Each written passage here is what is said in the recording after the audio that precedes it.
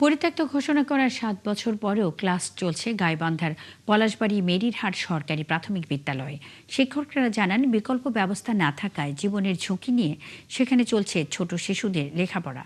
এ নিয়ে উপজেলা শিক্ষা কর্মকর্তা বলছেন, বিষয়টি বহুবার ঊর্ধ্বতন কর্তৃপক্ষকে জানানো হলেও সমাধান হয়নি।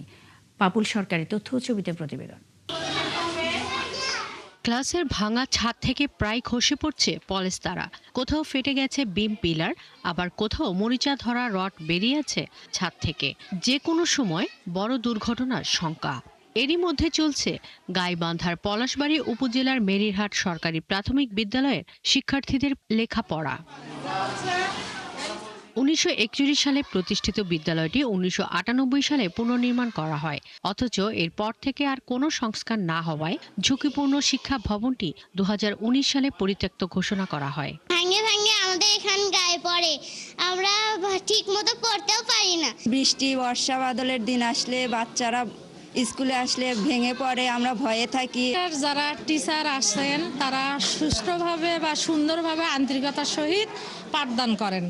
এই কারণে এখানে বাচ্চাদের সংখ্যা অনেক বেশি। আমার এই কচি বাচ্চাদের মুখের দিক তাকায়া আমার বিদ্যালয়ে অতি শীঘ্রই একটি বিল্ডিং এর ব্যবস্থা করা হোক। এ নিয়ে উপজেলা শিক্ষা কর্মকর্তা জানান, বিদ্যালয়টির নতুন ভবনের জন্য ঊর্ধ্বতন কর্তৃপক্ষকে বহুবার জানানো হয়েছে, একবার চিঠিও দেওয়া হয়েছে। স্কুলের আবেদন আমরা পাঠাইছিলাম ডিসি অফিসে, জেলা অফিসে পাঠাইছিলাম। ডিসি অফিস থেকে একটা তালিকা চাওয়া হয়েছিল, তখন আমরা স্কুলের বরাদ্দের জন্য আমরা পাঠাইছিলাম।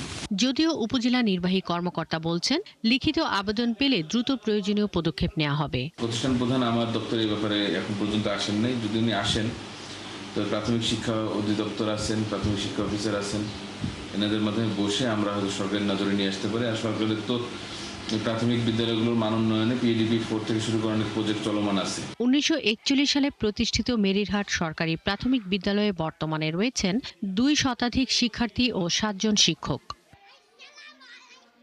শাকিলা শম্পা, ৭১। গাইবান্ধার পলাশবাড়িতে ঝুঁকিপূর্ণ স্কুলে চলছে পাঠদান। এ নিয়ে বিস্তারিত জানাতে যুক্ত হচ্ছেন সহকর্মী পাপুল সরকার। পাপুল, পরিত্যক্ত ঘোষণার পরেও কেন ক্লাস চলছে, কি বলছেন শিক্ষক শিক্ষার্থীরা, এ নিয়ে প্রশাসন কি বলছে? শিক্ষা জাতির মেরুদণ্ড, আর সেই শিক্ষার অন্যতম শিক্ষা প্রতিষ্ঠানের ভবন। আমি এই মুহূর্তে দাঁড়িয়ে রয়েছি গাইবান্ধার পলাশবাড়ী উপজেলার মেরিরহাট সরকারি প্রাথমিক বিদ্যালয়ে। আমি বর্তমানে যে ভবনটিতে অবস্থান করছি এটি গাইবান্ধার পলাশবাড়ী উপজেলার মেরিরহাট সরকারি প্রাথমিক বিদ্যালয়। আমি যদি আপনাকে ভেতরের চিত্র একটু দেখাতে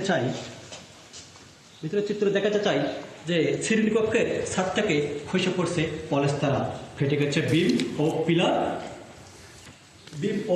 বিভিন্ন স্থানে বেরিয়ে রয়েছে মরিচা ধরা রড। ১৯৪১ সালে প্রতিষ্ঠিত এই বিদ্যালয়টি ২০১৯ সালে পরিত্যক্ত ঘোষণা করে উপজেলা এলজিডি অফিস। কিন্তু নতুন ভবন নির্মাণ না হওয়ায় ঝুঁকি নিয়ে এখানে চলছে পাঠদান। বর্তমানে প্রায় ২ শতাধিক শিক্ষার্থী ও ৭ জন শিক্ষক রয়েছেন এই বিদ্যালয়ে। শিক্ষার্থীরা বলছে, ক্লাস চলাকালীন সময়েও ছাদ থেকে এতে আতঙ্কে থাকতে হয় তাদের।